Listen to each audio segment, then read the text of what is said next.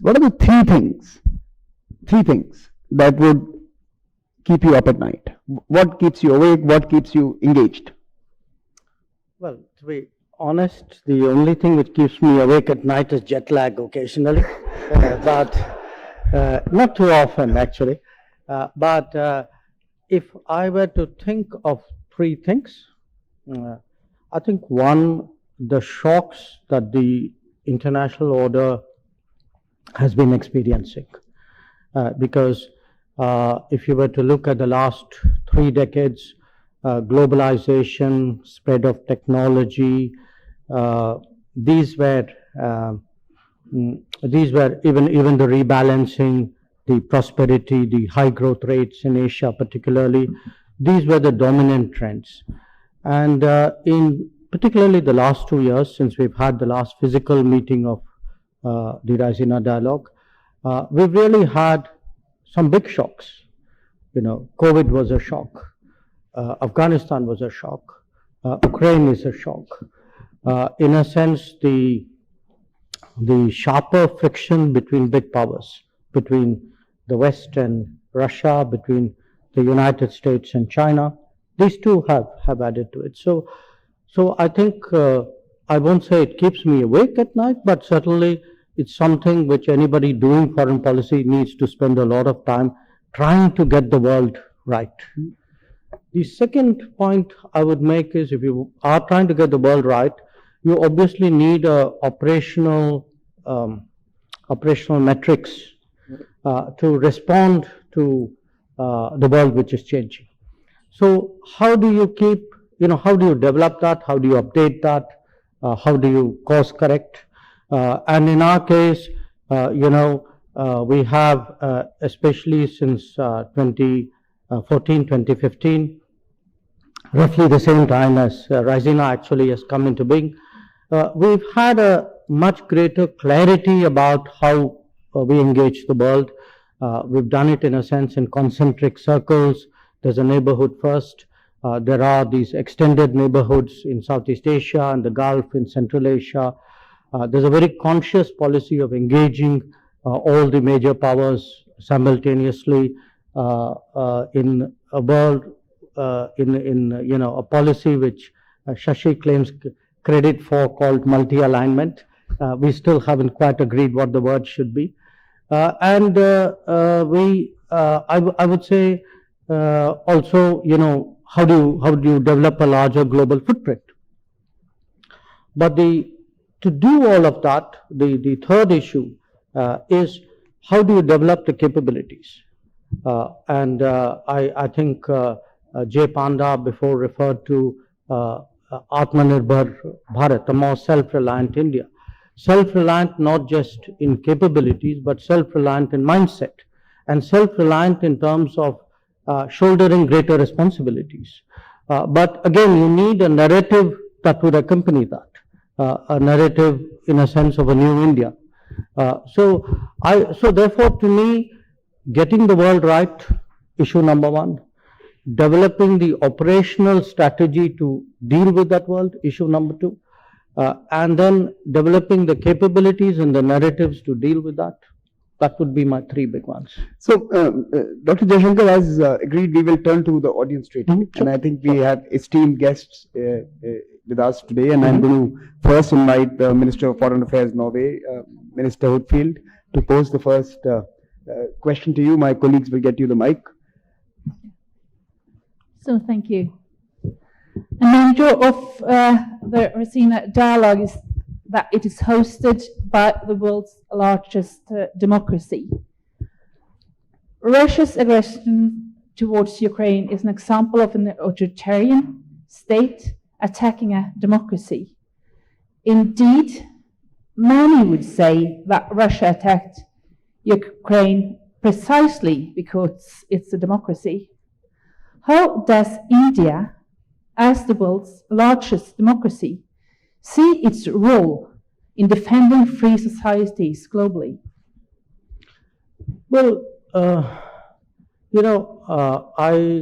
I think in a sense some of that was debated with the earlier panel. I think where the conflict in Ukraine is concerned, we have a fairly clear position that has been articulated, a position which emphasizes the urgent cessation of fighting, which urges a return to diplomacy and dialogue, which stresses the need to respect sovereignty and territorial integrity of states. But since you raised it as a larger issue, I do think this is an issue of concern not just for India, because the fact is that there are different countries who in a sense evolve a combination of values, interests, history, experience, culture to approach conflicts and specific situations. I mean, you spoke about Ukraine. I could also, I remember less than a year ago what happened in Afghanistan, where an entire civil society was thrown under the bus by the world.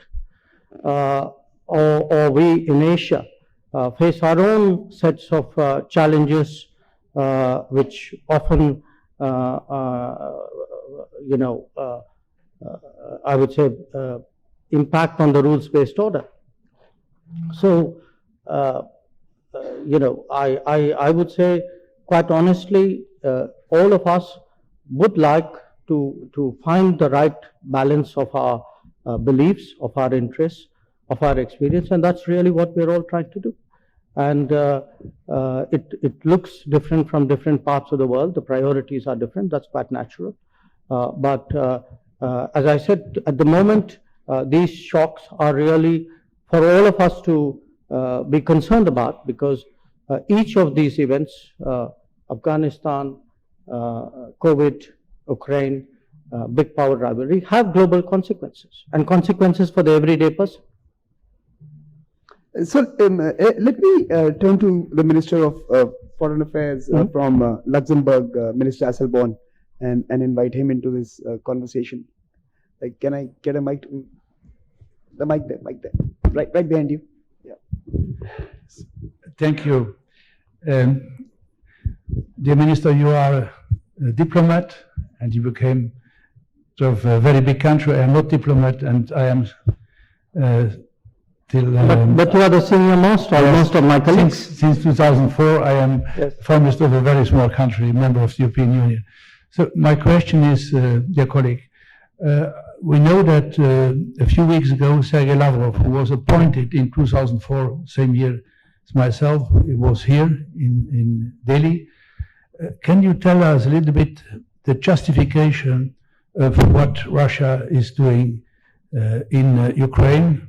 We heard in Europe always a denazification and then also to prevent the genocide of Russians in Ukraine.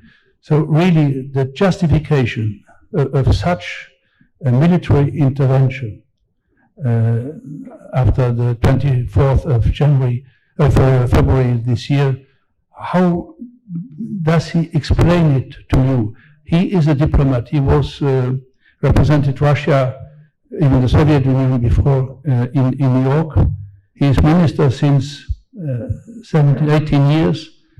And I think everything that Russia is doing in Ukraine is really against international law and also the Charter of the UN. Thank you. Well, look, if you want to know the justification of Russia, that's for Sergei Lavrov to do. I'm prepared to justify what India's views are on Ukraine or any other matter. And in terms of what justification he has offered, I think he's engaged many of you in Europe probably more on this subject than he's engaged us. So I don't think I have anything particularly new to contribute to that. But again, look, I do want, I recognize today that the conflict in Ukraine is the dominant issue, if not among the dominant issues of the day. And it's a dominant issue not just in terms of principles and values alone, also in terms of the practical consequences of it, the knock-on effects.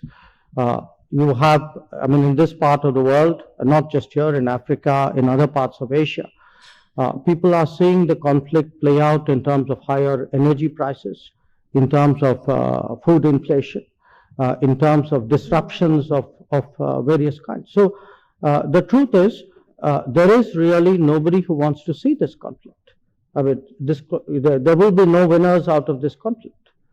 But I also stress, and I say this to you because both of you are my European colleagues, and I understand that at this moment, this would probably occupy you to the exclusion of almost everything else. But there is also a world out there, and I'm very glad that you're sitting here in India, because it would remind you that there are equally pressing issues in other parts of the world. I mentioned Afghanistan.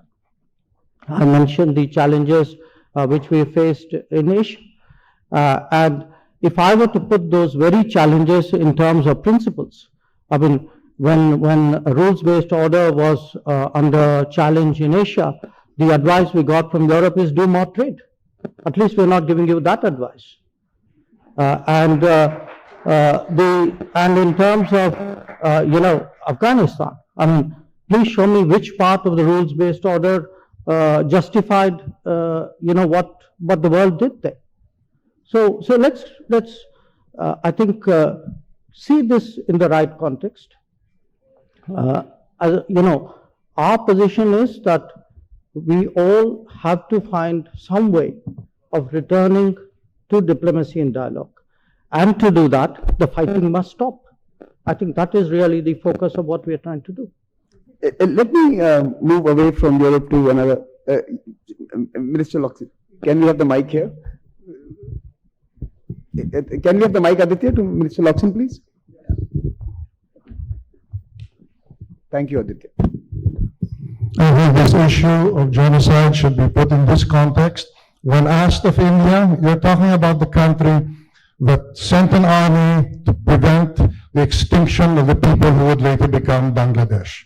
I remember that because I was young. Andre Malraux, in his grandiloquent way, said he would form a legion to fight there as they had fought in the Spanish Civil War. So this is India, the country that answers the call when people are facing genocide. Thank you. Can I return to the Minister from Madagascar, Richard Randria Mandarato? I hope I got the name right. Nearly. Yes, thank you. I'm from Madagascar, West Indian Ocean island, next to Mauritius, Seychelles, Comoros. And my question is regarding the Indo-Pacific vision and ambition that we both share. To start with, let me point it out that India and Madagascar made the same choice as regard to Ukraine. We voted abstention, if I may say so. So we have something in common. But my question as regard to this vision of Indo-Pacific, how do you see the leadership of your country, if we may take it as a leadership, natural leadership, because your country is so big compared, for example, to Madagascar? How do you see it, and where do we start? How do we materialize such a vision from the West Indian Ocean perspective? Because we spoke about, the Chinese and that part of the Indo-Pacific. But from the west side of Indian Ocean, how do you see that, Mr. Minister? Thank you. Can I just add something to that, sir? Please. Is there now a more broader consensus that the Harry Harris definition of the Indo-Pacific from Bollywood to Hollywood is no longer valid, and perhaps it has to go to the Western Indian Ocean as well? Is that a more broader acceptance of that idea? Well, yes, except that Western Indian Ocean is not alliterative with Bollywood and Hollywood. So I think you need a catch phrase out there. But no, I think the minister's question is a very valid one, because there are really 2 or 3 sets of forces at play here. I think one, as Indian Ocean countries, we need to, in a sense, recognize and reclaim our history. That we were a very vibrant, pluralistic ecosystem for the passage of commerce and culture for many, many years. Now, this was disrupted during the colonial times. And I think as part of today, the changing world, a much more globalized world, a much more rebalanced world, how do you rebuild our economies? How do we actually do more interactions with each other rather than go through intermediaries of a very different era? And in that sense, recreating the Indian Ocean, I would say, I'm using community with a small c here. And also, how do we look for solutions amongst each others, not necessarily looking to countries far away, because I think in this day and age, perhaps many of those countries will no longer be here at times of need. So when you have natural disasters, as we've seen in East Africa and the Western Indian Ocean, it's important that within the Indian Ocean we find solutions and we partner each other. So in 2015, Prime Minister Modi actually put forward a vision called Sagar, which is literally a word, it's an acronym, but it means ocean, which was security and growth for all in the region. And that's been, in a sense, the template by which we have really stepped up our cooperation with a lot of countries, including Madagascar. And now, where the Indo-Pacific is concerned, I think there's a slightly different issue there, which is that the Indian Ocean and the Pacific Ocean have become much more seamless, because countries on either side of that imaginary divide are actually have political, security, and economic interests, and therefore it's actually untenable to see them in compartmentalized terms. So that's, I would say, a larger geopolitical happening which is taking place. And to me, the two are completely sort of reconcilable. A stronger Indian Ocean activities actually contribute to the Indo-Pacific as well. So let me stay with the Indian Ocean, and let me turn to Minister Amina Chona. Maybe she can come in at this stage. Sidara, can we get Aditya, can we get the mic here? And maybe. Thank you, Samir. It's good to be here. I was here years ago as a Raisina young fellow. And Minister, I am representing the Maldives, and I'm the Environment Minister as well. And climate change is an existential threat for us. I do believe the commitment made by India in COP26 is by far one of the most ambitious mitigation targets we heard. And I also understand how complicated energy transition is for India, particularly because we still have millions without access to power. And development is a necessity for India and for South Asia as well. But climate change, as I said, is an existential threat. I don't think it's just for small island nations like the Maldives, but even for India.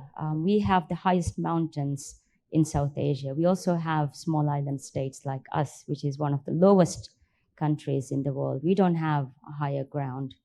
So my question is, as we enter into a world which is complicated by energy, conflict, and issues like this, we also have climate change before us that we can't wait to address these things until countries are comfortable to deal with it. So how do you see climate politics will evolve given the nature, given the urgency of this issue that we have? Thank you. Well, you know, from the Indian perspective, I mean, first of all, I agree with everything you said. And from the Indian perspective, there are two parts to this issue. One is climate action, and I look at it in terms of what we ourselves do, and the other is climate justice. And we need both, which is everybody needs to do the utmost that they can, but also ensure that there's the more vulnerable, the more exposed, less resourced countries and societies are actually supported in this challenge. Now, we all know the story of climate change, how there have been repeatedly, the promises of resources which have been given in COP after COP have not been kept. But at the same time, because others are not keeping the word, doesn't mean you don't do what you can do and will do. And that's the approach which we have taken. From our point of view, if you look between, I would say, it's now 6 years since Paris happened. We are probably among the few G20 economies which have actually kept to our Paris commitments. And we are careful about making commitments. We don't overpromise. We try, but we are sincere about what we promise. So I'm pretty confident that what we have committed to do in COP26, we will do. In terms of the challenges which small island developing states are facing, for us, that comes right on top because they are actually the most vulnerable. Whether it is, many of our initiatives, the International Solar Alliance Initiative, the Coalition for Disaster Resilient Infrastructure Initiative, some of the newer initiatives that we tabled at COP26 are actually aimed at highlighting the predicament of small islands. And again, I say this, look, there are conflicts in the world. I'm not minimizing them. I fully understand the seriousness of. I know we are in the largest democracy of the world, but no one has actually expressed in terms of riots or going to the streets. And second thing, in terms of upping its role in trilateral relationships, and you spoke about helping within sub-communities or community with small c. And how can India actually help the Indo-Pacific region and more specifically the SIDS and more specifically Mauritius? Thank you. Look, let me actually give you a set of answers. One, let's look at the immediate crisis we are facing, the knock-on effects of the Ukraine conflict. As I said, one impact of that we see in energy prices, but one we see in terms of food shortages and food inflation. And India can make a difference today by stepping in terms of export of agricultural commodities, especially wheat, and that is the case. We are trying to see how we can supply more wheat to meet global shortfalls. There are, of course, some constraints here, which is that what we have in terms of public stocks, there are WTO limits on trading with those stocks. But this is a very unusual situation. So we hope that the WTO would look at it in that manner. But if we can contribute today to alleviate food shortages, whether it's it's government purchases, expanding the markets, helping the World Food Program, I think this is a very big contribution that we can make, and we are prepared to make that. In terms of something longer term, we've always had a history of South-South cooperation, even when our resources were less, our income levels were lower. We've always tried to do, we tried to share what we could. It's been visible in terms of projects, in terms of training, in terms of education, and in terms of sharing experiences and best practices. Now, that has steadily expanded as we have become bigger. I mean, in the case of Mauritius, there are some very good examples of that development partnership. The metro in Mauritius, the Supreme Court in Mauritius, social housing projects.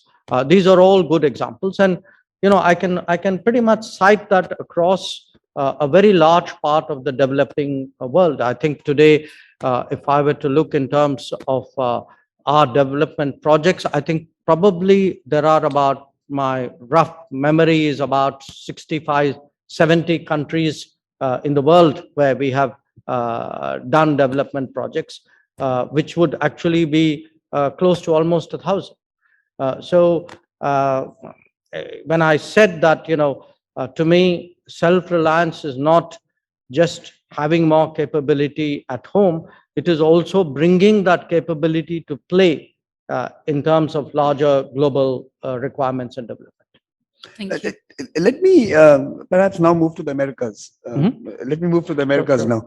I don't know if the minister from Argentina would like to ask a question to the minister, His past. or maybe I should go to my young fellow Diego, who was formerly a politician in Peru. So maybe because he could bring you, he could take you to a region that we normally don't speak about. Good morning, everyone. My name is Diego. I'm from Peru. Raisina young fellow. Very happy to be here today. That's right. I think that during your intervention, you mentioned a lot about the tension between the West and Russia, your relationship with the neighborhood, South Asia, Central Asia, but nothing about Latin America. So I would like to know more about what is your objective with respect to this region of the world. What role can India play in the region? And also vice versa, what the Latin countries could do more with India and together in the global governance. Thank you. A good example of what we are of the relationship we have with the region, actually, I could think of in terms of the minister who didn't ask the question, my colleague from Argentina, because when I met him, we actually discussed today the doubling of trade which has taken place between India and Argentina. That again, these are interesting globalization consequences of conflicts. Ukraine was a very big provider of edible oil, sunflower oil, to India. So one of the many consequences of the conflict in Ukraine is that those supplies have been cut. Now, Argentina has emerged as one of our biggest sources of edible oil, soya oil, largely in that case. So I think that era where distance meant indifference is behind us. Today, if you look in terms of what, the economic benefits and I would say the political commonalities in terms of the technology, bridges. A lot of our IT companies, for example, have a very large footprint in Latin America. My colleague from Colombia, whose ambassador is sitting here, reminded me that the second largest two-wheeler export by India is actually to Colombia. So there is actually, it's very interesting that often things happen on the ground. The debate doesn't necessarily capture it initially, but I would say perhaps for next year, maybe we should have a greater focus on how India's relations with Latin America and maybe Latin America's relations with Asia have expanded in these years. Let's go to another part of Americas where we don't focus too much on. Let's go to the US now. Okay. I'm just kidding. Can I request my colleague to get a mic to Ambassador Kenneth Juster, and maybe he could pose a question to you. Thank you very much. Morning. I'd like to turn to the subject economics, which also is very strategic for the Indo-Pacific region. As you know, after India withdrew for a good reason from the Regional and Comprehensive Economic Partnership Agreement in 2019, it's launched a series of bilateral agreements, including concluding one with the United Arab Emirates and with Australia. But at the same time, China is aggressively following a regional strategy, leading the RCEP countries and also has applied for membership in the Comprehensive and Progressive Agreement on Trans-Pacific Partnership. It's pursuing. Is India giving thought to approaching the region economically in addition to on a bilateral basis? And if so, by the way, through what mechanisms? I think you're right that in the last few months, we've actually made some significant progress in bilateral FTAs. We've concluded 2 of them with Australia and with the UAE. We hope that after, especially after the visit yesterday of President von der Leyen, that our European Union FTA and other negotiations will pick up greater speed. We're very confident that after Prime Minister Boris Johnson's visit a few days before that, that our FTA with UK will gather steam as well. So definitely on the bilateral side, there is a lot of activity which is going on. Your question, are we also thinking regionally? Well, to some extent, we have regional FTAs. We have a FTA with ASEAN. We are discussing an FTA with the GCC as a group. We have a long-standing discussion with Mercosur. So those are in play. But we also, looking beyond the orthodox way of engaging. Yesterday, among the agreements which were reached were a Trade and Technology Council launch with the EU, which we have to work on and see. And I think that would be very, very helpful for a deeper engagement with the EU on resilient and reliable supply chains, on more, on development of trusted technologies, and with the United States as well. When I was there in Washington and with some of my economic colleagues, again, there are discussions underway whether there are new ways of engaging, not necessarily through an FTA mechanism. There's something more contemporary, something which would be more practical and more acceptable to the current political circumstances. So it is very much in play. Can I now ask my colleagues to take the mic to Prime Minister Carl Bildt? Carl, would you like to ask a question? The mic is right behind you. Aditya. Thank you, Aditya. Thanks. A lot about Ukraine, but I would say that Ukraine is also about other things. It's also about China. And the worries that we have from, say, the European point of view, if I can express that, is that others might draw conclusions from what's happening, and that's dangerous. So my slightly difficult question to you, and I can see it can be difficult to answer in public, what conclusion do you think China will draw from what's happening? Do they see that there's a possibility to do things that otherwise would not be allowed? Or do they think they will draw the conclusion that, well, the international reaction is so strong that we might be forced to restrain ourselves? And I think that's a critical question, because what the conclusions China draws from this will have major repercussions for the security, not primarily of Sweden, but perhaps even more for India. I'm tempted to say, as I did to your colleague, that you should be asking Minister Wangi that question, but he's not here. Look, let me say this, because I can't honestly answer that question.